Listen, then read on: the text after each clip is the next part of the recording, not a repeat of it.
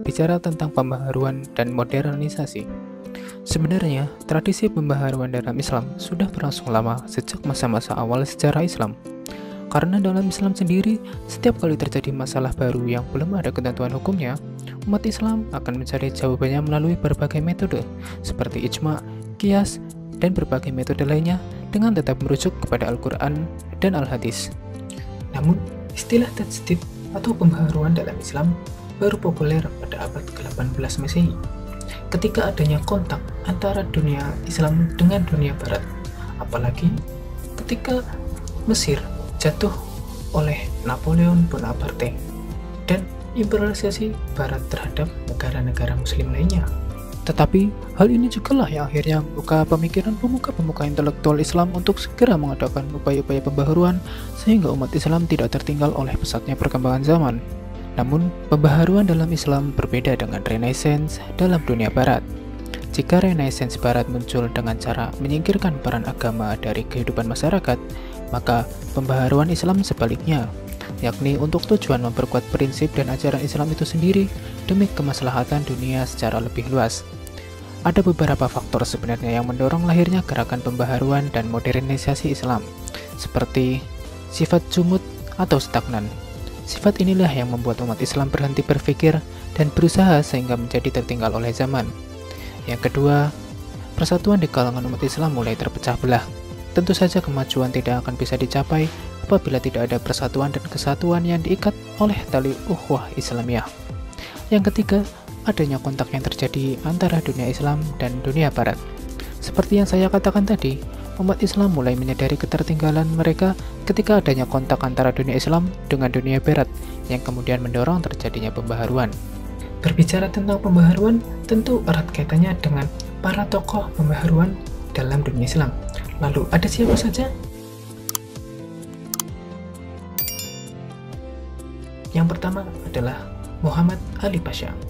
Muhammad Ali Pasha adalah seorang keturunan Turki yang lahir pada bulan Januari 1765 Masehi di Kavala, sebuah kota yang terletak di bagian utara Yunani, dan meninggal di Mesir pada tahun 1849. Ia adalah orang yang pertama kali meletakkan landasan kebangkitan modern di Mesir, setelah munculnya kesadaran umat Islam di Mesir akan kelemahan mereka dalam menghadapi ekspedisi Prancis oleh Napoleon Bonaparte. Awalnya, Muhammad Ali Pasha masuk dalam dinas militer. Di situ, ia menunjukkan kecakapan dan kesanggupannya sehingga pangkatnya cepat naik menjadi perwira. Ketika Muhammad Ali Pasha menjadi seorang perwira, ia berhasil merebut kekuasaan di Mesir setelah tentara Prancis kembali ke Eropa pada tahun 1801 Masehi, yang kemudian ia menjadi penguasa penuh atas Mesir. Disinilah kemudian Muhammad Ali Pasha melakukan banyak upaya pembaharuan baik dalam bidang politik, militer, ekonomi, pemerintah, maupun pendidikan. Pada awal pembaharuannya, ia mengundang seorang kolonel Perancis bernama Sif yang kemudian memeluk agama Islam dan mengganti namanya menjadi Sulaiman Pasha. Ia ditugaskan untuk melatih dan memodernisasikan angkatan bersenjata di Mesir. Untuk mendukung kekuatan militer, dibutuhkan dana yang sangat banyak, terutama untuk keperluan bala tentara, dan semua itu harus ditunjang dengan sistem ekonomi yang baik. Maka kemudian ia pun terdorong untuk mempelajari ilmu ekonomi yang telah berkembang di Eropa. Tidak hanya pada bidang militer dan perekonomian yang diperhatikan oleh Muhammad Ali Pasha, tetapi ia juga mengupayakan pembaharuan mengenai administrasi negara. Ini ditunjukkannya dengan mendirikan beberapa lembaga yang terkait dengan sekolah-sekolah modern, seperti Kementerian Pendidikan, Sekolah Militer, Sekolah Teknik, Sekolah Kedokteran, Sekolah Apoteker, Sekolah Pertambangan, Sekolah Pertanian, dan Sekolah Penerjemahan. Sedang dalam bidang pertanian, Muhammad Ali Pasha menyuplai para petani dengan bibit-bibit pertanian, alat pertanian dan pupuk untuk dikembangkan oleh para petani. Hasil pertanian kemudian diperdagangkan dengan keuntungan yang banyak. Adapun berbagai pabrik yang berhasil didirikan antara lain adalah pabrik besi, pabrik gula, pabrik kertas, pabrik sabun, dan pabrik kaca. Dengan beberapa pembaharuan yang dilaksanakan oleh Muhammad Ali Pasha, Mesir telah banyak mengalami kemajuan di berbagai bidang. Meskipun memang mungkin usahanya itu belum mampu menandingi kejayaan bangsa Eropa di kala itu, namun setidaknya ia telah menunjukkan prestasi yang gemilang terhadap pembaharuan di Mesir. Tokoh yang selanjutnya adalah Muhammad Abduh. Muhammad Abduh lahir di Delta Nil yang sekarang masuk dalam wilayah Mesir sejak tahun 1849. Pemikiran-pemikiran cemerlangnya mulai muncul ketika ia dikirim belajar secara formal oleh ayahnya ke perguruan di Masjid Ahmadi untuk mempelajari bahasa Arab, nahwu, shorof, dan lain-lain yang letaknya ada di desa Tanta, salah satu desa di Mesir. Namun, selama belajar di sana, ia merasa bahwa yang dipelajari itu sangat monoton dan ia tidak mengerti apa maksud dari ilmu yang ia dapatkan, karena ia hanya menghafal pelajaran-pelajaran itu tanpa tahu apa substansinya. Ia kemudian merasa tidak puas dengan metode belajar yang ada, yang kemudian membuatnya terus berkelana ke sana kemari, mempelajari berbagai ilmu pengetahuan yang lain seperti filsafat, ilmu kalam, ilmu esak, dan yang sebagainya, bahkan sampai keluar dari negerinya sendiri. Sampai akhirnya ia kembali lagi ke Mesir dan menjadi seorang hakim agama atau mufti dan menjadi anggota majelis Al-A'la Al-Azhar, yang kemudian ia berhasil membawa perubahan-perubahan di lembaga pendidikan tertua tersebut. Kemudian, langkah pembaharuan yang ia lakukan adalah memperbaiki pandangan masyarakat, bahkan pandangan para mufti sendiri tentang kedudukan mereka sebagai hakim. Para mufti sebelumnya berpandangan bahwa mufti bertugas sebagai penasihat hukum bagi kepentingan negara. Di luar itu, mereka seakan melepaskan diri dari masyarakat umum yang mencari kepastian hukum. Namun bagi Abduh, seorang mufti bukan hanya bekerja pada negara, tetapi juga pada masyarakat luas. Dengan demikian, kehadiran Muhammad Abduh tidak hanya dibutuhkan oleh negara, tapi juga oleh masyarakat luas. Langkah pembaharuan yang selanjutnya ia lakukan adalah dengan mendirikan organisasi sosial yang bernama Al-Jami'at Al-Khairiyah Al-Islamiyah pada tahun 1892. Organisasi ini bertujuan untuk menyantuni fakir miskin dan anak-anak dari keluarga yang tidak mampu. Selain itu, lembaga wakaf juga merupakan salah satu institusi yang tidak luput dari perhatiannya, sehingga ia membentuk majelis administrasi wakaf dan berhasil memperbaiki perangkat masjid. Dari beberapa pencapaian tadi, langkah pembaharuan yang paling menonjol darinya adalah reformasi pendidikan Islam.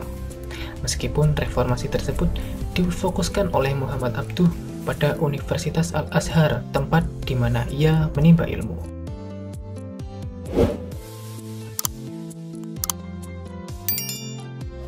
Tokoh yang selanjutnya adalah Muhammad Iqbal. Muhammad Iqbal lahir di Sialkot, Punjab, India pada tanggal 9 November 1877 Masehi. Ia dikenal juga dengan nama Allama Iqbal. Seperti para tokoh sebelumnya, Muhammad Iqbal dari kecil memang giat belajar dan terus belajar sampai ia bersekolah di sekolah tingkat atas. Lalu, ia pergi ke Inggris untuk mempelajari filsafat dan hukum. Setelah ia selesai belajar di Inggris, ia kemudian melanjutkan langkahnya dengan pergi ke Jerman, mempelajari bahasa di Heidelberg, dan mengajukan tesisnya tentang perkembangan metafisika di Persia. Setelah berhasil memperoleh gelar doktor bidang filsafat dari Munich, Jerman, Iqbal kembali ke London untuk memberi kuliah di musim semi pada tahun 1908 tentang topik-topik keislaman. Kemudian, ia kembali ke India pada musim panas.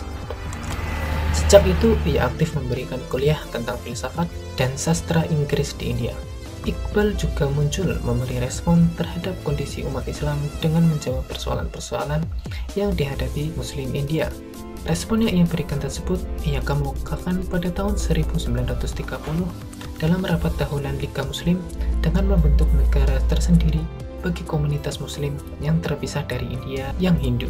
Kala itu ia menyatakan, I would like to change the Punjab, Northwest Frontier Province, Sindh and Balochistan amalgamated into a single state. Atau yang artinya, saya ingin melihat Punjab, daerah perbatasan barat laut, Sindh dan Balochistan menyatu menjadi satu negara tersendiri. Kemudian, yang selanjutnya pada tanggal 14 Agustus 1947, lahirlah sebuah negara bernama Pakistan yang merupakan pecahan dari negara India. Iqbal yang telah menyatakan perlunya negara tersendiri bagi komunitas muslim tersebut kemudian dipandang sebagai bapak Pakistan. Tokoh yang selanjutnya adalah Jamaluddin Al-Afghani. Jamaluddin Al-Afghani lahir di Asadabad, dekat Kannauj di distrik Kabul, Afghanistan pada tahun 1839 Masehi dan meninggal di Istanbul pada tahun 1897. Afghani berpendapat bahwa kemunduran umat Islam disebabkan antara lain karena umat Islam telah meninggalkan ajaran-ajaran Islam yang sebenarnya. Ajaran qada dan qadar telah berubah menjadi ajaran fatalisme yang menjadikan umat Islam menjadi statis. Sebab-sebab lain lagi adalah perpecahan di kalangan umat Islam itu sendiri. Untuk mengatasi semua hal itu, antara lain menurut pendapatnya ialah umat Islam harus kembali kepada ajaran Islam yang benar, mensucikan hati, memuliakan akhlak, berkorban untuk kepentingan umat, pemerintah autokratis harus diubah menjadi demokratis, dan persatuan umat Islam harus diwujudkan sehingga umat akan maju sesuai dengan tuntutan zaman. Ia juga menganjurkan umat Islam untuk mengembangkan pendidikan secara umum, yang tujuan akhirnya adalah untuk memperkuat dunia Islam dalam menghadapi dominasi dunia Barat. Ia berpendapat tidak ada suatu pun dalam ajaran Islam yang tidak sesuai dengan ilmu pengetahuan. Selanjutnya, ide-ide pembaruan dan pemikiran Al-Afghani tentang negara dan sistem pemerintahan adalah antara lain yang pertama. Menurut Al-Afghani, Islam menghendaki bahwa bentuk pemerintahan adalah republik, sebab di dalamnya terdapat kebebasan berpendapat dan kepala negara harus tunduk kepada undang-undang. Pendapat seperti ini tergolong baru dalam sejarah politik Islam yang selama itu hanya mengenal bentuk khalifah yang mempunyai kekuasaan absolut. Yang kedua adalah sistem demokrasi. Dalam sistem pemerintahan yang absolut dan autokratis tidak ada kebebasan berpendapat. Kebebasan hanya dimiliki para raja atau kepala negara untuk bertindak dan tidak diatur oleh undang-undang. Karena itu Al-Afghani menghendaki agar corak pemerintahan absolut diganti dengan corak pemerintahan demokratis. Yang ketiga adalah pan-Islamisme atau solidaritas Islam. Al-Afghani menginginkan adanya persatuan umat Islam baik yang negaranya sudah merdeka maupun masih dalam masa penjajahan bangsa Barat. Ide besar ini menghendaki terjalinnya kerjasama antara negara-negara Islam di berbagai penjuru dunia. Kerjasama itu menuntut adanya rasa tanggung jawab bersama dari setiap negara terhadap umat Muslim di mana saja mereka berada, dan menumbuhkan keinginan hidup bersama dalam satu komunitas besar untuk mewujudkan kesejahteraan umat Islam.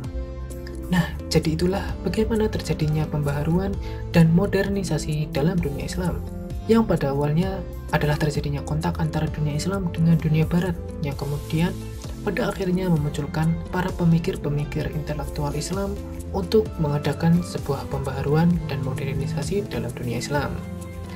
Oke, jadi itu saja yang dapat saya sampaikan dalam video kali ini. Semoga kalian bisa menikmatinya.